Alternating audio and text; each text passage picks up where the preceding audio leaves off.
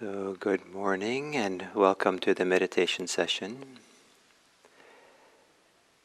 One of the very supportive qualities for meditation and for the Buddhist path is contentment. And the image of contentment is that of a bird flying unburdened with its wings. So a bird doesn't really carry anything with it, luggage and kitchen sinks. And the idea of an unburdened wings, that we fly, we move, we are free, is the reference point for contentment. And there's nothing about renunciation in this classic teaching of contentment, but rather it's a teaching on being content with what one has. And to be content with the situation one has, maybe for this minute or for this hour. And that it's not a moral imperative to be content, but rather it's a pointer to a way of being that supports our ability to be present. Discontent is a support for not being present, for wanting more, or being anxious, or thinking ahead, or hoping, and all kinds of things. And to avail ourselves of the contentment that's here, that's reasonable at this time. To be content with one's circumstance, to be content. Classically, the Buddha talks about content with the clothes one has, the robes a monastic has, to be content with the food that one has, to be content with to look for where it's reasonable to be content. And if we combine that with the first beginning of mindfulness of breathing, which is very much body-centered, then the contentment can be an embodied contentment. A contentment which is not a thinking so much, only thinking, but a contentment that is felt somatically. It's a contentment that feels, that comes along with a relaxation that starts off this practice of anapanasati. And perhaps it's a contentment found in the relaxing, even in the simplest muscles that relax, that there can be some feeling there of contentment or ease or well-being. And to be attuned to that. And that's an antidote to being attuned to our fears, being attuned to our desires, our thoughts, our stories. It's shifting the paradigm of where we find our home. And finding our home here, in this body, breathing contentedly, being present. So, assuming a meditation posture,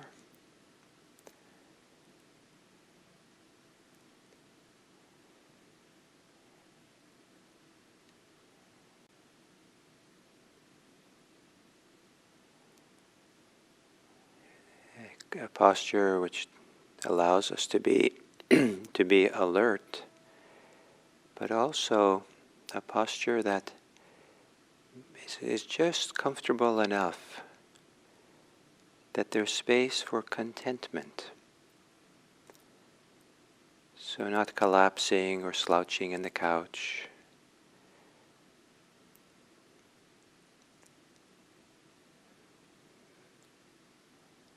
It's hard to feel contentment if the body is in a lot of discomfort.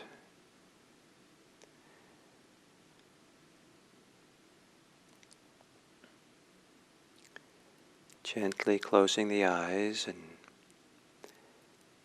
taking a few fuller breaths. breathing in and a long exhale. And maybe for 3 times, have a much longer exhale than you usually do. Maybe with a little, maybe internally in your mind, with that wonderful mantra, ah, the mantra of contentment.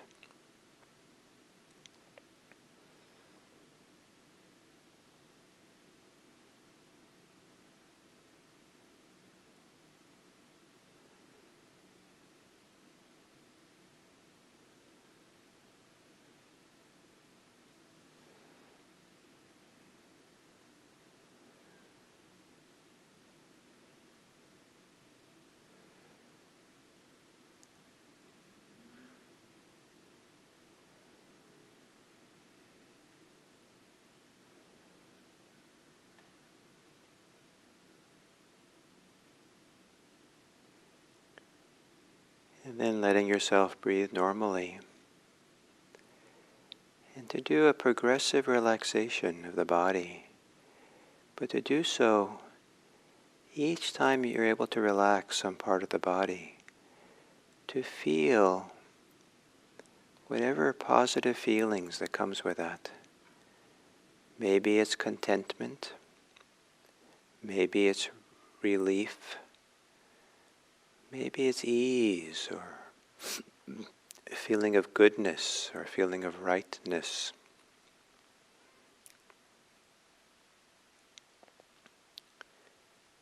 Beginning with the muscles of the face. As you exhale, relaxing the forehead, all the way around to the temples.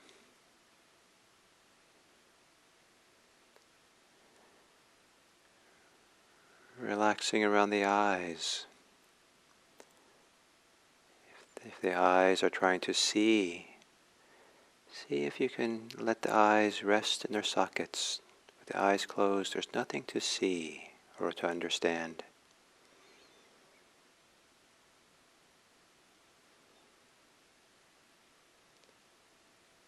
Relaxing the muscles of the cheeks and the jaw, around the mouth.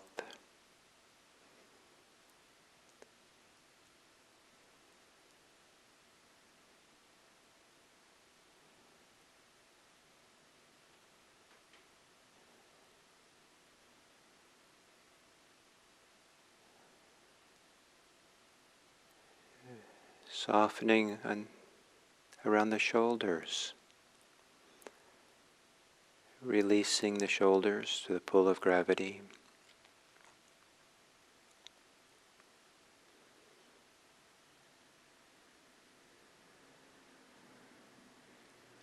Maybe a softening around the shoulder blades.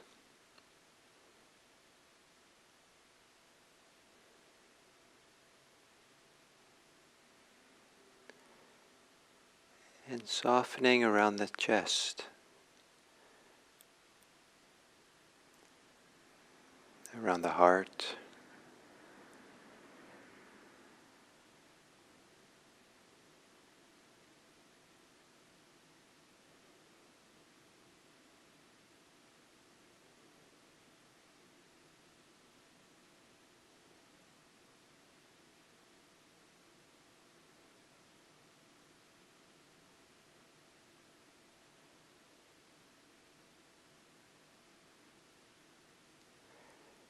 And then what happens if you release your belly? Soften in the belly.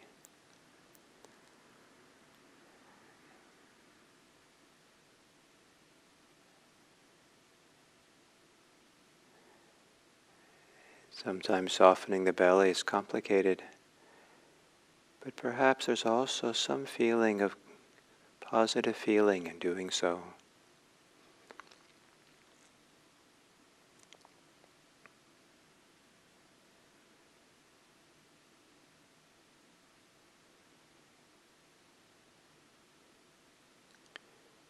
And it might also be possible to relax the whole body, to release a way that we're braced against life or contracted. A deeper settling.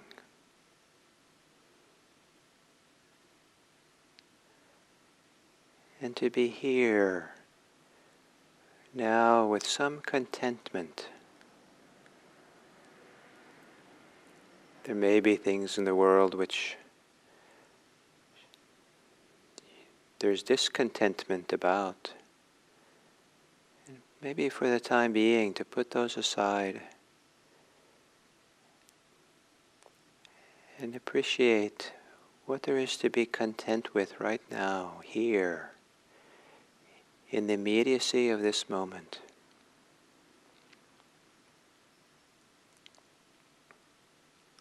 Within the experience of this body and mind.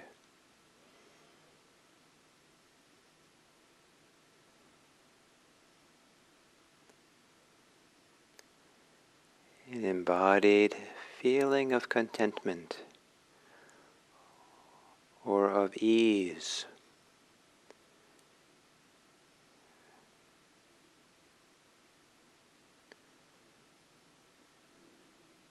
Which maybe comes along somehow with the breathing.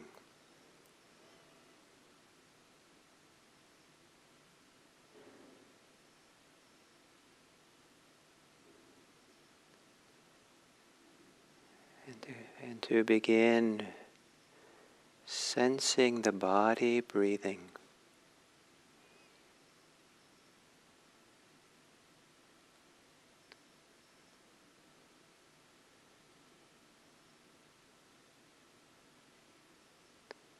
And is there any point in the cycle of breathing in and out that contains within it some more distinct feelings of contentment, of ease,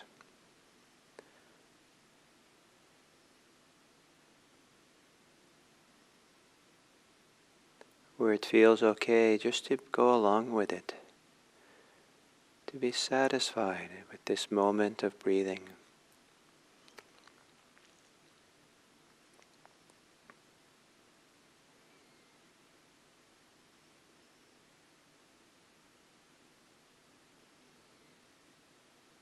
Maybe it's during the exhale.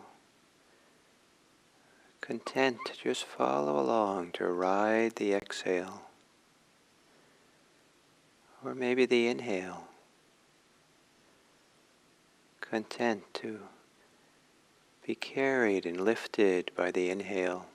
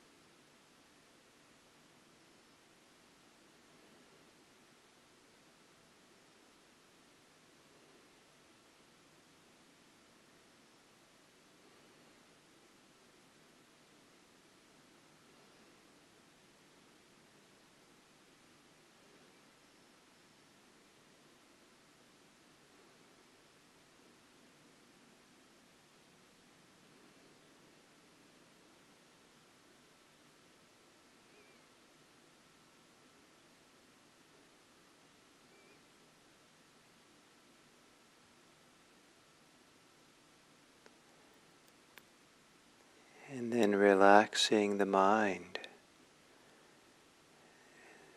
softening, quieting the activities of mind, thinking. So there might also be some contentment of mind, a contentment to just be here with the present moment, with whatever is in the present moment that allows you to be content, just to be alive, just to breathe,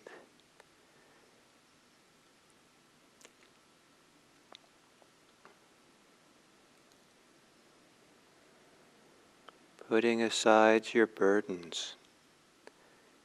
They can be for later. And for these minutes, content to just be present, unburdened.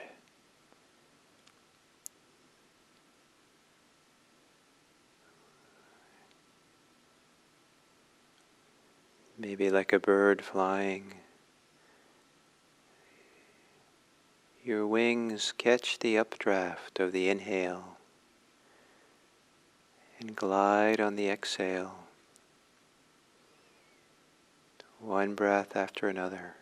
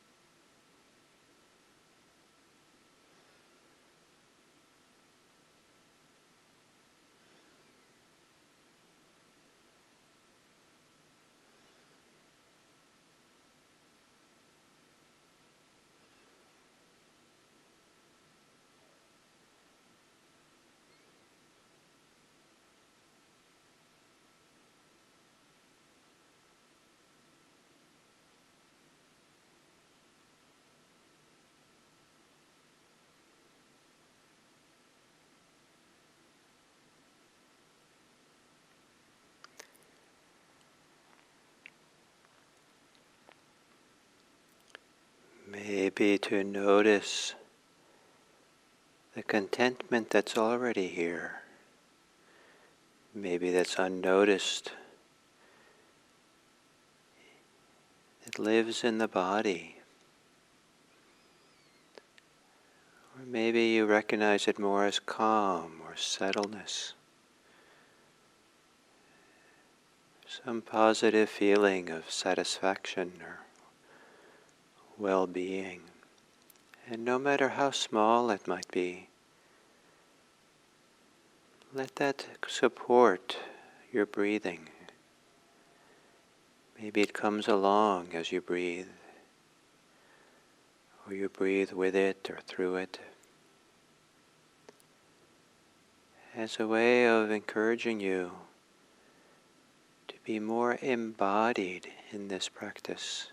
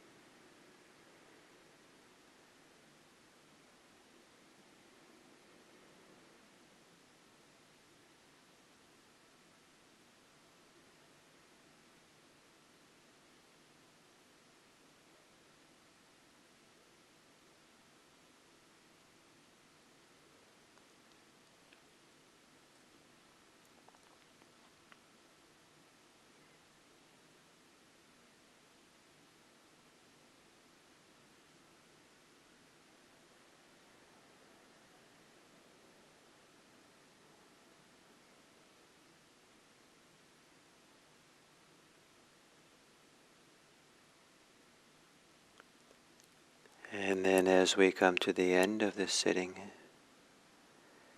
take a few moments to feel more, whatever way that you feel more settled in your body, or that you feel more content or calm.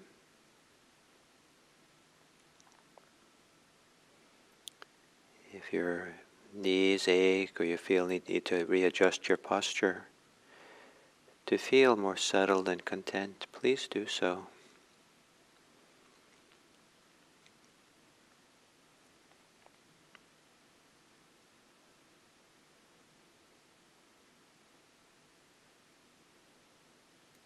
And feeling some ways in which you are more settled or content. Now imagine that you're meeting with someone else. And you meet them without your need, without the impulse to interrupt or to speak over eagerly, but that with your contentment and settledness, you're more ready to listen, more inclined to really be present for someone without asserting oneself on them. Maybe also without closing down or pulling away.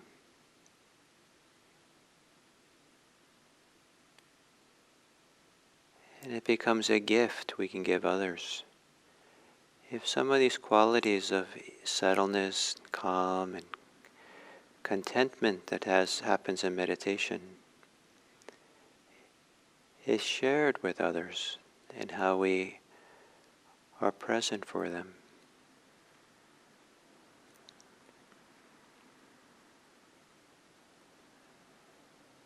And may it be a gift of our meditation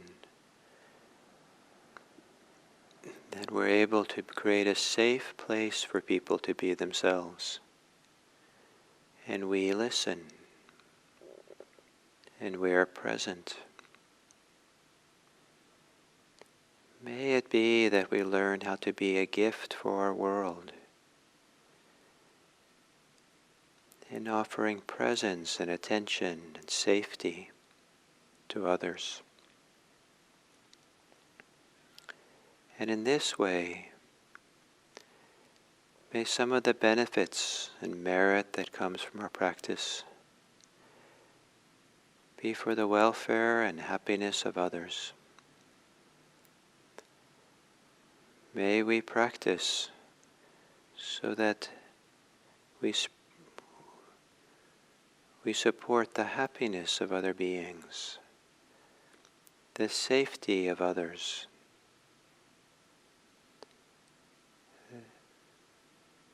that others may experience peacefulness, that they may have room to be unburdened, unlimited by our presence, so they have room to be free. May all beings be happy. May all beings be safe, peaceful, and free. May all beings everywhere be free.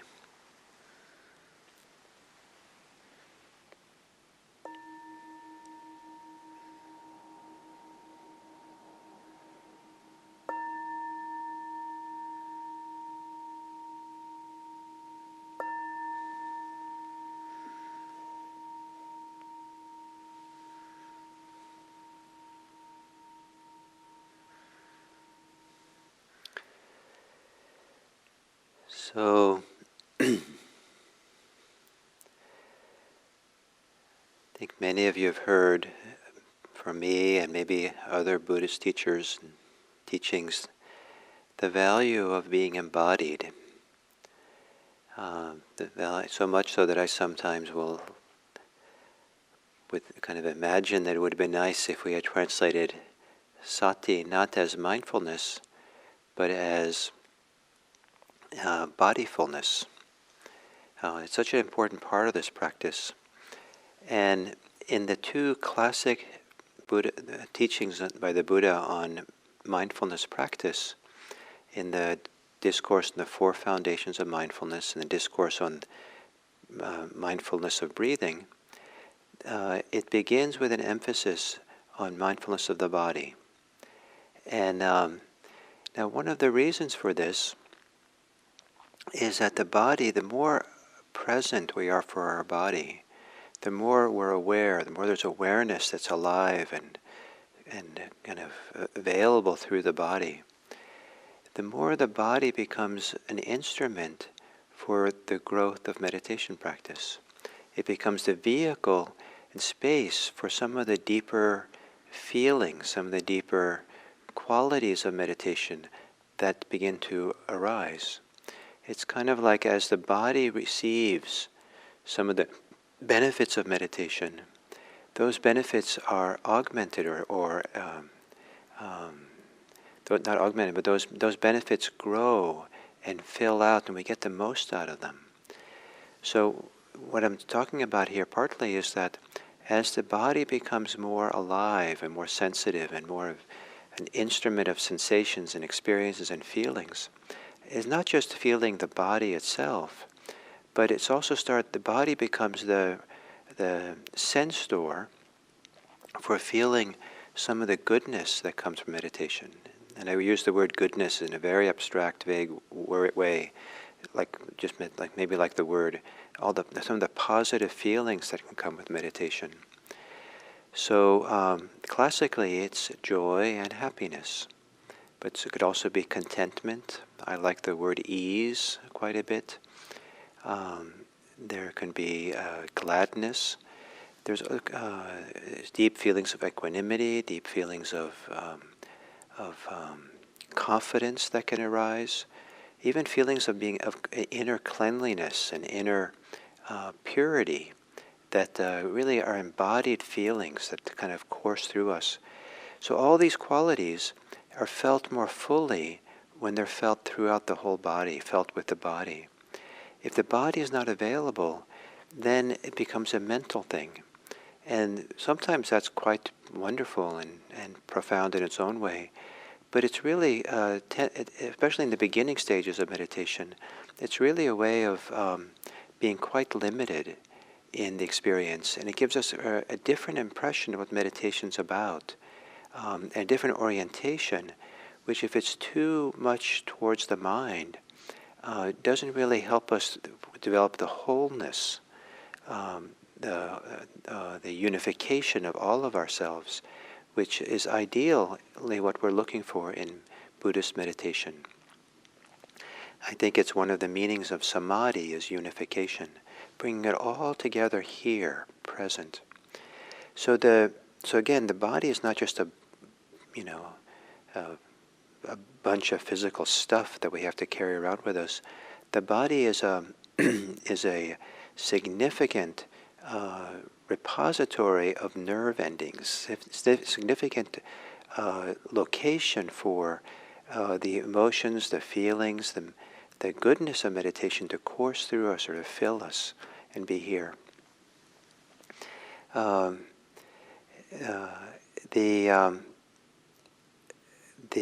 So to begin tuning in, relaxing the body, sitting in with the body, feeling the body, is one way in which we begin to open up to this repository of goodness.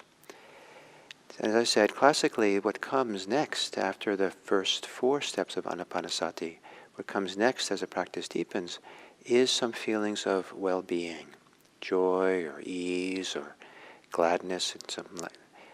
And so to know that that's coming, to know that's part of meditation, it can then encourage us to be a little bit more sensitive to when they start appearing, little hints of them appear. And we start feeling a little bit these good feelings that come. Sometimes it feels like pleasure in the body or tingling at places, a sense of lightness that comes. And it's not that we're trying to make it happen so much or searching for it or striving for it. But when it begins to show themselves a little bit, there's an art to opening to them, to relaxing with them, to include them so they go along with the breathing, or the breathing goes along with them. So we encourage us to become even more embodied, to feel these in our body, and as we feel this goodness, to kind of breathe with it and open with it and continue this process of feeling and sensing and developing as we go along. And so the contentment is part of this. To feel contentment allows, it isn't like, again, a moral obligation to feel content, but it allows for this filling out of the practice and really being rooted and centered here in this body, feeling more and more. The same thing with this idea of being in the present moment and not thinking about the past and the future. It's not like a moral obligation we have to do that, but when we're no longer caught up in the past and future and thoughts, it allows for possibility of filling out more into the wholeness of this moment that includes so much more of us. And it's kind of like a momentum, a movement towards becoming really whole and present with all of who we are. And part of that comes along with relaxation and tranquility, calmness, is more and more space for delight, joy, well-being, a sense of pleasure in just being alive and being here. And I think of this joy of meditation as being a joy that has no opposite. It's just a joy that exists kind of in its own way. If it had an opposite, then we can swing from one to the other. But it has no opposite, so certainly we can not have it and not be there. But it isn't that it swings. It's not part of a pendulum that goes from one to the other. So for example, if your joy is dependent on praise, the opposite then is blame, and then the pendulum can swing because it's dependent on getting something. Or if your joy is dependent on success, then there can be failure. If it's dependent on physical pleasure, it can be dependent on things being uncomfortable. And so, but the joy of meditation does not have an opposite. It just has this wonderful, simple, and clear quality of surfacing and arising and being here without really, in a sense, not depending on the things that come and go in the world so much, but is a wellspring that flows within the body. And so the more we can kind of center ourselves in the body, relax and be present, the more we will be starting to open up to our potential, our capacity for well-being, for joy, for happiness. And that's a wonderful thing. And it turns out that meditative joy and happiness is a wonderful, continues this process of unification, of wholeness, of bringing more and more of ourselves into the picture so that we can continue on a path to liberation.